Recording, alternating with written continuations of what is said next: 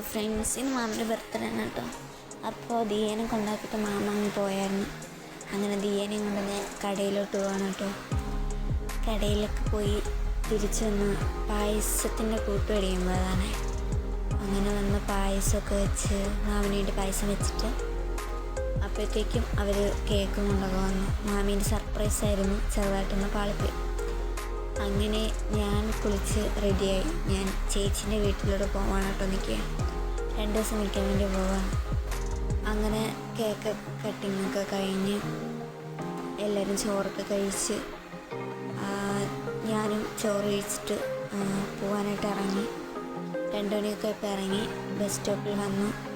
അവിടെ നിന്ന് ബസ് കയറി ആറ്റിങ്ങ എത്തിയിട്ട് അവിടെ നിന്ന് വെഞ്ഞാറമ്മൂട് ബസ് കയറി. വെഞ്ഞാറമ്മൂട് എത്തിയിട്ടാണ്. അങ്ങനെ അവിടെ നിന്ന് ഇനി പെരപ്പങ്കോട് ബസ് കയറി.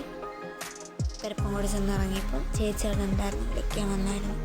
എന്നിട്ട് അവിടെ നിന്ന് കടയിലും കയറിയിട്ട് നമ്മളെല്ലാം അവിടെ എത്തി. അങ്ങനെ അവിടെ വന്ന് ചായയൊക്കെ കുടിച്ച് പിന്നെ നമ്മൾ ചേച്ചീൻ്റെ റൂമിൽ പോയി മക്കളിൽ ഭക്ഷണം ചേട്ടെല്ലാം നമ്മളെല്ലാം ഇവിടെ അടക്കും. അപ്പോൾ അത്രയുള്ളൂ. Okay, by.